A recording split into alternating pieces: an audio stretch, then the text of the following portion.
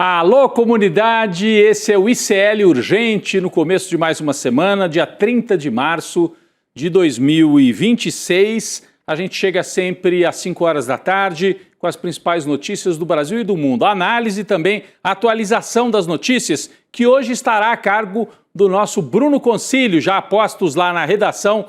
Boa tarde, Bruno.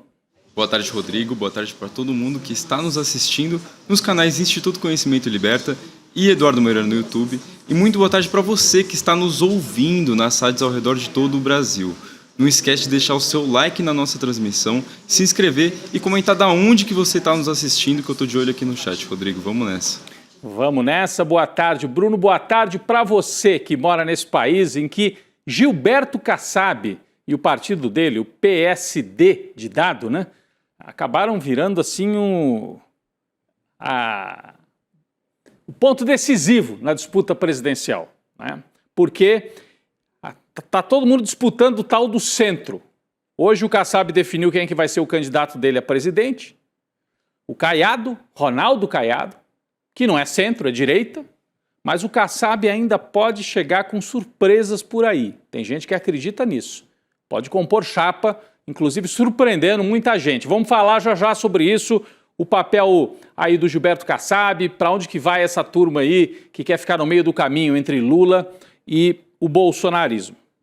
Mas vamos começar, gente, daqui a pouco a gente volta a falar do Kassab. Vamos começar pela família Bolsonaro. O sabotador da família Bolsonaro. Quem é ele? O ministro do STF, Alexandre de Moraes, determinou hoje que a defesa de Jair preste esclarecimentos em até 24 horas por possível violação da prisão domiciliar. Quem é que teria ajudado nisso? Quem é que é o sabotador, talvez involuntário? Esse que está aí na tela. É o Eduardo Bolsonaro, que já foi chamado de Bananinha, Dudu Bananinha. A medida do Alexandre de Moraes acontece após a divulgação de um vídeo envolvendo justamente o filho 03, Eduardo Bolsonaro. Um vídeo registrado nos Estados Unidos. Quem conta pra gente mais detalhes é o Bruno Concílio sobre esse fato aqui. Bruno. Rodrigo, mal chegou em casa para cumprir prisão domiciliar e o Jair Bolsonaro já pode responder por quebra de medida cautelar. Isso porque o filho, o Eduardo, disse durante a participação no CEPAC, que é uma grande conferência anual do movimento conservador em Dallas, nos Estados Unidos, que estava transmitindo o encontro para o pai. O Bolsonaro está em prisão domiciliar com tornozeleira eletrônica e medidas cautelares bem rígidas, entre elas a proibição de usar redes sociais ou receber qualquer conteúdo por intermédio de terceiros. Agora, Rodrigo, vamos conferir o vídeo do Eduardo que o Moraes usou de justificativa para a decisão de hoje. Vocês sabem por que estou fazendo este vídeo? Porque estou mostrando para o meu pai e vou provar para todo mundo no Brasil que não se pode acabar com o movimento prendendo injustamente o líder desse movimento, Jair Messias Bolsonaro. Muito obrigado. Ele falou em inglês, mas falou literalmente que estava fazendo o vídeo para mostrar para o pai dele. Não tem dúvida que ele falou isso. Estou mostrando para o meu pai. Rapaz, o Jair Bolsonaro, para quem não entendeu, está proibido de acessar a rede social, de ter contato com o celular, de fazer qualquer tipo de agito usando o celular, usando redes sociais. Se o Eduardo fez isso, ele rompeu as regras da prisão domiciliar 3 dias depois. Será que foi sem querer, por burrice, o que também não me surpreenderia? Ou é uma tática para colocar o pai dele de novo na cadeia, para que o pai não fique ali ao lado da Michele, porque os filhos morrem de ciúmes da Michele, que não é mãe deles, né? A Michele, eles são enteados da Michele Bolsonaro. Então dizem que o Flávio, o Eduardo e o Carluxo não se dão com a Michele, isso é um fato. E que tem preocupação que a Michele ao lado do Jair vai influenciar demais nas articulações da campanha presidencial que o Flávio e o Eduardo pretendiam conduzir por conta deles. Será que ele fez isso para justamente o Alexandre de Moraes olhar e falar: isso aqui é violação da prisão domiciliar? Prende de novo na papudinha esse cara. E aí tira o Jair Bolsonaro de perto da Michele? Mas precisa chegar a tanto, Eduardo? Ou foi uma barbeiragem, se empolgou? Sabe aquele locutor que falava que o cara vai fazer o gol e aí ele fala agora eu se consagro. E aí chuta a bola na lua. É mais ou menos o que o Eduardo Bolsonaro está fazendo. Não é a primeira vez. Quem é que vai limpar essa bagunça aí do Eduardo Bolsonaro, gente? Bom, em nota, a ex-primeira-dama Michele e o PL, né, o partido, negaram ter tido acesso ao vídeo que o Dudu gravou no fim de semana. A outra dúvida, ele gravou ou ele transmitiu direto numa chamada? Michele também afirma que, ainda que algo tivesse sido recebido, de forma alguma o material seria mostrado ao ex-presidente Jair Bolsonaro, uma vez que ele está proibido por força da determinação judicial. Tá bom, Michele, isso a gente sabe, o Alexandre de Moraes sabe. A questão é, por que o filho diz que está mostrando para o pai? É alucinação? Por que ele falou isso? Então tem que ser investigado, vai ter que pedir todos os aparelhos que estavam na casa para fazer uma investigação e ver se foi transmitido. Mas também pode ter transmitido por um celular de alguém que não esteja na lista mais próxima ali. Enfim, tem muitas maneiras do Eduardo ter feito esse vídeo chegar para o Jair Bolsonaro, já tumultuando a prisão domiciliar. É grave. Quem também perdeu a chance de ficar quieto foi o irmão do Eduardo, o candidato, o pré-candidato a presidente, Flávio Bolsonaro. Ele também estava lá, nessa reunião da extrema-direita em Dallas, no Texas. Para surpresa de muita gente, o Flávio conseguiu ser pior do que o Dudu. Ele praticamente colocou o Brasil à venda para os Estados Unidos durante a participação dele nessa conferência conservadora. O Flávio Bolsonaro disse no discurso que o Brasil é a solução da América Latina para quebrar a dependência da China na região. Ele citou até os minerais, as terras raras, dando a entender, se eu for eleito, entrego tudo para vocês, meus amigos dos Estados Unidos. Então é um vendido, é um traidor. Mas vamos ver o que disse o Flávio Bolsonaro nesse evento da CEPAC. Vamos lá. O Brasil vai ser o campo de batalha onde o futuro do hemisfério será decidido, porque o Brasil é a solução dos Estados Unidos para romper a dependência da China em minerais críticos, especialmente elementos de terras raras. Esses elementos de terras raras são essenciais para processadores de computador e para a revolução da inteligência artificial que está transformando o nosso mundo e os equipamentos de defesa americanos. Sem esses componentes, a inovação tecnológica americana se torna impossível, e a produção dos sistemas militares avançados que mantêm a superioridade dos Estados Unidos cai nas mãos dos adversários.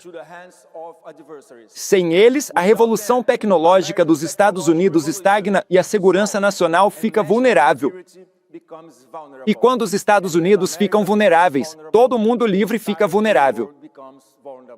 Rapaz, ele não falou de armas brasileiras. A preocupação dele é: as terras raras são fundamentais para os armamentos dos Estados Unidos, para a segurança dos Estados Unidos. Ele é candidato a presidente do Brasil ou ele é candidato a transformar o Brasil numa colônia? É o que dá a entender. Ele não fala a palavra interesse brasileiro, ele fala dos interesses dos Estados Unidos. Vocês ouviram aí. É impressionante. Eu acho que o Flávio Bolsonaro subiu no salto alto antes da hora. Começou a subir nas pesquisas, e isso é um fato, e pensou, agora eu posso falar o que eu quiser. E foi lá e entregou o jogo, que ele é uma espécie de marionete, de candidato para defender o interesse dos Estados Unidos. Não é da direita brasileira, que pode eventualmente se alinhar com a direita. Não, é transformar o Brasil num agregado dos interesses dos Estados Unidos. Ele falou isso aqui. A gente não está deduzindo, a gente está ouvindo e explicando. Então, isso aqui é a definição de alguém que quer ser não presidente, mas chefe de uma colônia. É diante disso que nós estamos. Também considero da maior gravidade. Vamos falar de um outro pedaço da direita no Brasil. O Centrão tem um novo nome e um novo rosto. Centrão é maneira de dizer, é direitão mesmo, e falar em novo rosto para o Ronaldo Caiado também é maneira de dizer. Porque Ronaldo Caiado, como renovação pela direita, é uma piada. Mas o governador de Goiás foi o nome escolhido pelo PSD de Gilberto Kassab para concorrer à presidência nas eleições de outubro. Foi anunciado hoje. Aliás, ele está dando uma entrevista coletiva interminável em São Paulo. Ele foi escolhido para substituir Ratinho Júnior, governador do Paraná, que desistiu para cuidar dos interesses dele lá no Paraná, porque o Ratinho ia ser candidato a presidente e ia perder o Paraná para o Moro. Então o Ratinho saiu, o Kassab falou, então vai você, Caiado, está com você. Você está vendo as imagens aí desta coletiva de hoje, em que o Kassab, na verdade o Kassab decidiu praticamente sozinho, né, fazendo consultas, mas anunciou que é o Caiado. O outro nome cogitado para ocupar essa vaga de pré-candidato a presidente do PSD era, né, o do governador do Rio Grande do Sul, Eduardo Leite, mas esse foi rifado. Vocês lembram na campanha anterior que o Eduardo Leite era pré-candidato no PSDB, também perdeu a disputa para o Dória? Depois nenhum dos dois foi candidato, né? Então, de novo, o Eduardo Leite é atropelado aí pelas máquinas partidárias. O anúncio do Kassab foi feito nessa coletiva hoje em São Paulo. O Ronaldo Caiado, para quem não se lembra, tem 76 anos e vai concorrer pela segunda vez ao Palácio do Planalto. Talvez algumas pessoas que estão aqui nem tinham nascido quando ele concorreu a primeira vez, em 1989, a primeira eleição democrática no Brasil, depois da ditadura. O Caiado ficou em 10º lugar, foi candidato da direita, ele era representante da UDR, União Democrática Ruralista, foi o candidato dos ruralistas, ficou em 10º lugar, teve 1% dos votos, nem isso. O Lula até tirou um sarro dele, porque o Caiado aparecia na televisão montado num cavalo branco, e não adiantou nada, ficou lá atrás, em 10º lugar, em 89. Bom, Ratinho Júnior e Eduardo Leite se manifestaram sobre a escolha do Caiado. O Bruno Concílio tem mais detalhes para trazer para a gente sobre isso. Por favor, Bruno. Rodrigo, foram duas reações completamente diferentes. De um lado, o governador do Paraná, o Ratinho Júnior, elogiou a escolha de Caiado como pré-candidato à presidência. Ele disse que o PSD, abre aspas, deu um exemplo do seu compromisso com a democracia a promover um debate equilibrado para escolher o candidato. Agora, do outro lado, Eduardo Leite não ficou muito feliz, não. O governador do Rio Grande do Sul manifestou publicamente a sua frustração com a escolha de Caiado e criticou a decisão do PSD. Em um post no Instagram, ele falou em desencanto, Rodrigo. Vamos ver o vídeo. Hoje, o meu partido, o PSD, tomou uma decisão importante ao definir o seu caminho para a eleição presidencial. Embora essa decisão desencante a mim, como a tantos outros brasileiros, pela forma como insistem em fazer política no nosso país, eu não vou discutir essa decisão. Mas isso não significa ausência de convicção. O Brasil está cansado, muito cansado de uma disputa que aprisiona o debate entre os extremos. E com toda franqueza, a decisão tomada pelo partido tende a manter esse ambiente de polarização radicalizada que tanto limita o nosso país.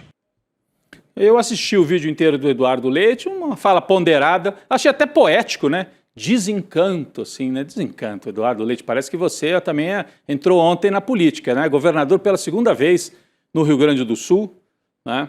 Achou que ia manobrar o Kassab. O Kassab é o dono do partido, do PSD, e escolheu o Ronaldo Caiado. Eu estava conversando com o nosso Luiz Costa Pinto, jornalista lá de Brasília, e ele dizia que ainda há uma possibilidade, tem gente querendo convencer o Eduardo Leite a sair candidato por um outro partido, pelo Cidadania, que está coligado com o PSDB. Vamos acompanhar. No final desta fala, a gente recortou só um pedaço, né? No final desta fala, o Eduardo Leite diz assim: esta batalha não termina aqui. A política é dinâmica. Podem vir outros capítulos daqui a pouco ou um pouco mais tarde. Ele quis dizer, eu ainda posso disputar essa eleição mesmo, ou quem sabe na próxima, né? Se cacifando com esse discurso de terceira via, nem bolsonarismo, nem Lula, essa coisa toda. O Eduardo Leite, que na hora H, entre a esquerda e a direita, tem ficado mais com a direita, né? Tem ficado mais com a direita. Votou, inclusive, declarou voto no Bolsonaro lá em 2018. Isso a gente não esquece. Mas está aí. Ficou desencantado com a decisão. Vamos falar de quem não está desencantado e está na disputa? O Instituto Atlas divulgou hoje a primeira pesquisa de intenção de voto para governador de São Paulo, desde que o ministro, né, agora ex-ministro Fernando Haddad, oficializou o seu nome como pré-candidato para governador no estado mais populoso do país. Está aí o Haddad no nosso telão. Olha, os números surpreenderam, hein? A pesquisa foi encomendada pelo jornal Estadão, o Estado de São Paulo. A margem de erro é de 2 pontos percentuais para mais ou para menos. Vamos ver os números. Primeiro turno, cenário mais provável. Tarcísio de Freitas, candidato à reeleição, 49%. Fernando Haddad, 42,6%. Se você arredondar, isso aqui dava 43%, tem 6 pontos de diferença só entre o Haddad e o Tarcísio. Ou seja, está muito mais forte do que se esperava. Depois você tem o Kim Kataguiri, do partido Missão, o antigo MBL, e o Paulo Serra, que é do PSDB, está com 1,2%, foi prefeito aqui no ABC Paulista, e o PSDB está decidindo se lança candidato para se manter vivo e tal, né, a legenda. Agora, se somar todos esses candidatos aqui, eles têm que ter mais do que o Tarcísio para a eleição ir para o segundo turno. E se o Haddad, que está começando agora, está partindo desse patamar, é uma possibilidade de levar mesmo a eleição para o segundo turno. Ainda mais com o Tarcísio queimadaço por conta da história dos novos pedágios. Aquele pedágio que você nem vê que está pagando, sabe aquele do radarzinho? Você passa ali, a hora que você viu, opa, cobrou, estou devendo. O Tarcísio espalhou isso daí por várias estradas em São Paulo. Questão da insegurança, má administração na educação pública, privatização da Sabesp com o preço da água mais caro, né? Então, tudo isso faz do Tarcísio, que além de tudo tem uma certa desconfiança do lado dos bolsonaristas, ser um candidato que, não estou dizendo que o Haddad é favorito, o Tarcísio continua sendo, mas o Haddad é competitivo e essa pesquisa trouxe isso. Olha, o Haddad ganha, segundo essa pesquisa, ganha do Tarcísio entre os mais jovens, de 16 a 24 anos, entre os idosos, acima de 60, entre os mais ricos, os mais escolarizados, e ganha na capital paulista, o que não é novidade. Na eleição passada, o Haddad também ganhou do Tarcísio na capital e perdeu no interior. Mas eu acho que o mais importante disso, ganhar entre os jovens, porque entre os jovens, o Lula, por exemplo, nacionalmente, tem dificuldade entre os jovens. Estou falando dos jovens mesmo, 16 a 24 anos. O Haddad tem uma cara mais assim, né, de uma novidade, apesar de ter sido prefeito, mas nunca foi governador. Tem né, é uma figura mais jovem, né, tem 60 anos. Não é o Lula. Né? Tem uma imagem de um político assim mais moderno. Isso pode trazer assim apoio entre os jovens. Vamos ver. O antipetismo é muito forte no interior paulista e isso torna o caminho do Haddad bastante complicado. Mas tá aí, na largada o Haddad vai bem. E quem é que pode ajudar nesse quebra-cabeça? Justamente o que eu falei na abertura do programa. O partido do Kassab, o PSD, é um partido-chave nessa eleição. Tanto nacionalmente, lançando aí o Caiado, não sei se é só para inglês ver, né? Como também na disputa estadual. Tem gente falando até que o Kassab pode ser o vice do Haddad. Olha, tem gente falando muita coisa. O presidente do PT de São Paulo, deputado Kiko Seleguin, do PT, partido Lula, ele está defendendo que o Haddad negocie mais a chapa dele, mas ele está defendendo que, nacionalmente, o Kassab seja o vice do Lula. Opa, aí é novidade. Porque o Alckmin é o vice do Lula. Então, o que está defendendo esse deputado aqui, que é presidente do PT de São Paulo? Põe o Alckmin para concorrer a senador em São Paulo e põe o Kassab lá para vice. Não sei se é uma boa ideia. Kassab tem um negócio meio de Temer, assim, né? Eu lembro do Temer com a Dilma, não sei. Mas, Bruno, são muitas operações aí ainda rolando nos bastidores da política, né? Rodrigo, o Seleguin também propõe o PSD ou outro partido de centro para compor a chapa para o governo de São Paulo, encabeçada pelo ex-ministro da Fazenda, Fernando Haddad. Mas tem um problema nisso tudo. O Kassab ele tem reafirmado publicamente apoio à reeleição do governador Tarcísio de Freitas. Na quarta-feira, ele deixou a Secretaria de Governo de São Paulo na expectativa de um convite para vice na chapa de Tarcísio à reeleição. Mas o Tarcísio ele já rejeitou essa ideia. E, além disso, ele também tem criticado abertamente o Kassab. E, com isso, uma ala do PT vê nesse desgaste uma oportunidade de aproximação com o PSD. Hoje, o maior rival do PL no cenário nacional, né, Rodrigo? É isso, Bruno, você explicou bem. Então, você tem um momento... O Kassab vinha prometendo que ia ficar com o Tarcísio. Só que o Tarcísio fez uma operação estranha aí nos últimos dias. O vice do Tarcísio, o Felipe Ramute, que até estava naquela fotografia última que nós mostramos aqui, Felipe Ramute, ele era do partido do Kassab. Esse aqui, ó. Esse é o Ramute, é o vice do Tarcísio. Ele era do partido do Kassab. O que o Tarcísio fez? Tirou o Ramute do partido do Kassab e filiou em outro partido, o MDB, ou seja, tirou o PSD do Kassab da chapa dele. O Kassab queria ser o vice do Tarcísio. E o Tarcísio também disse não. Então, nesse momento, o Kassab está negociando com os dois lados. Com a direita, os bolsonaristas, e com a turma do PT. Tanto no plano nacional, como no plano estadual. Como assim no plano nacional, Rodrigo? Ele não está lançando o Caiado para presidente? Tá, mas o Caiado pode ser um candidato só para guardar a posição e lá na frente o Kassab muda. Ele é um malandro na política. Então, tem muita água para rodar ainda e o Kassab hoje virou a noiva aí dessa decisão, principalmente da eleição nacional, que vai ser por uma margem muito pequena. Ele pode ser tanto vice do Haddad em São Paulo, ou vice do Lula, nacionalmente. Não acredito e não apoio isso. Estou só trazendo o que a gente escuta nos bastidores. Não apoio isso. Eu acho que o Alckmin é o melhor vice para o Lula. Mas tem gente defendendo. E para o Haddad em São Paulo, para tentar rachar o interior paulista conservador e dar uma chance do Haddad se eleger governador. Vamos ver. Talvez seja o único jeito para o Haddad ganhar a eleição num estado tão conservador, principalmente no interior, que é o estado de São Paulo. Bom, falando nisso, estamos falando do campo do Lula. Às vezes as pessoas reclamam, vocês falam tanto do Bolsonaro, tem que falar mais da turma do Lula. A gente faz aqui jornalismo, né, gente? A gente vai balanceando aqui, trazendo as notícias. Mas, ao mesmo tempo em que pressiona o vice-presidente Geraldo Alckmin para disputar uma candidatura, uma cadeira ao Senado em São Paulo, porque tem isso também. O Alckmin está lá de vice, mas tem gente que gostaria que ele viesse para São Paulo para ser candidato a senador. O Lula tem se mostrado bastante otimista, até para eleger 2 senadores por São Paulo. É curioso, porque o PT jamais conseguiu eleger 2 na mesma eleição, só em eleições alternadas. Né? Teve aquela época a Marta e o Mercadante, o Eduardo Suplicy e a Marta, mas em eleições separadas. O cenário, dessa vez, nem é favorável ao Lula, está uma disputa muito grande e tal, mas o Lula acha que dá para eleger 2 nomes, não do PT, mas nomes do Centro Democrático, com apoio dele, Lula.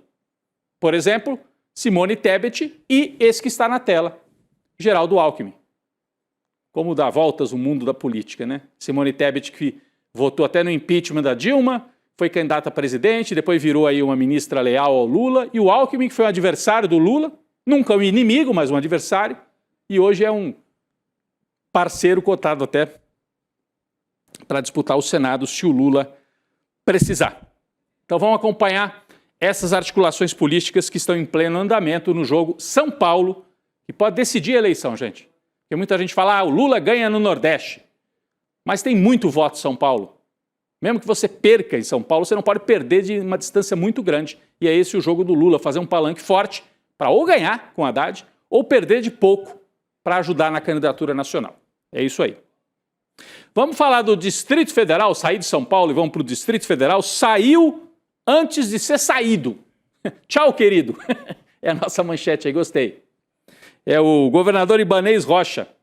Entregou o cargo, entregou o boné, como se diz no futebol, né? Entregou o cargo de governador neste sábado, exatamente 1 ano depois de anunciar que iria comprar o Banco Master usando o BRB, que é o banco estatal. Enfraquecido no meio desse escândalo, Ibanez ainda pretende concorrer ao Senado. O governo do Distrito Federal é o principal acionista do BRB e está longe de encontrar uma solução para esse rombo deixado pelo Ibanez por causa das negociatas entre BRB e Banco Master.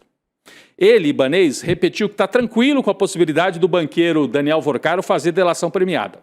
Afirmou que todas as transações do escritório dele, que você lembra, a gente trouxe aqui, recebeu dinheiro, o escritório, que está no nome do filho agora, dinheiro da turma do Master e tal, que é tudo documentado e tudo na legalidade.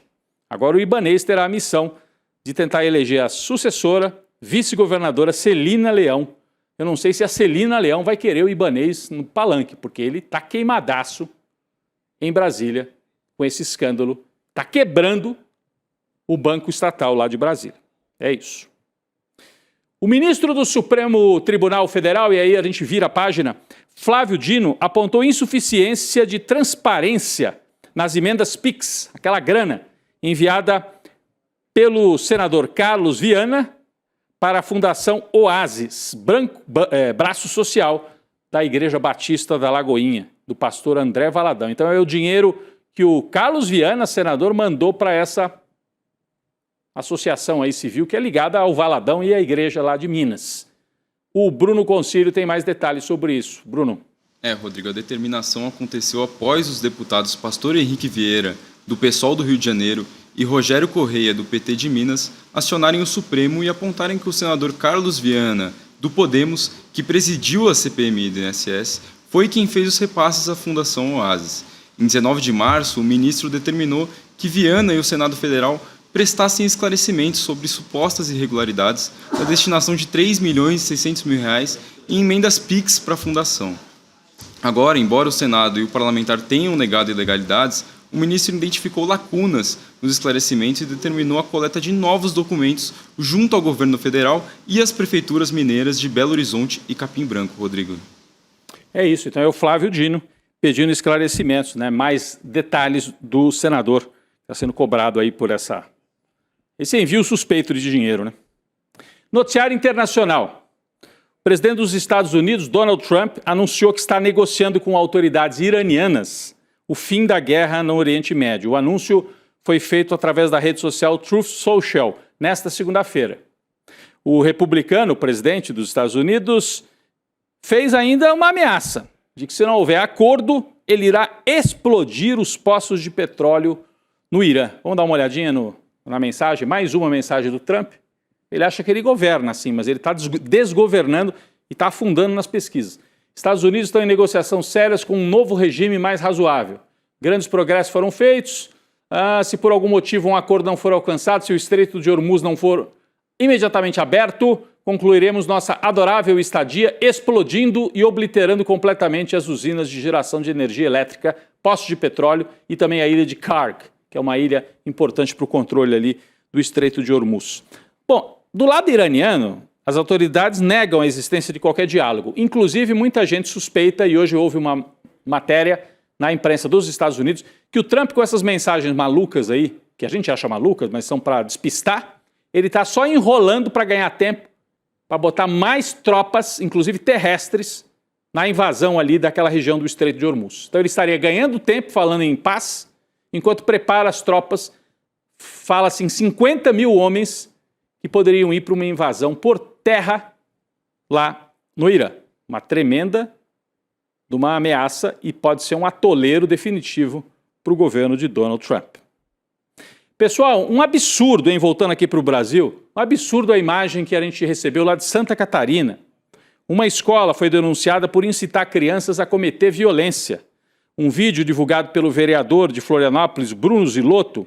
Nesse vídeo, um grupo de crianças uniformizadas aparece como se fosse num exercício militar, cantando em coro uma música sobre espancar e matar pessoas consideradas inimigas. A gente vai rodar um trecho aqui sem identificar as crianças, mas só para você ter uma ideia do absurdo do qual nós estamos falando. Vamos lá.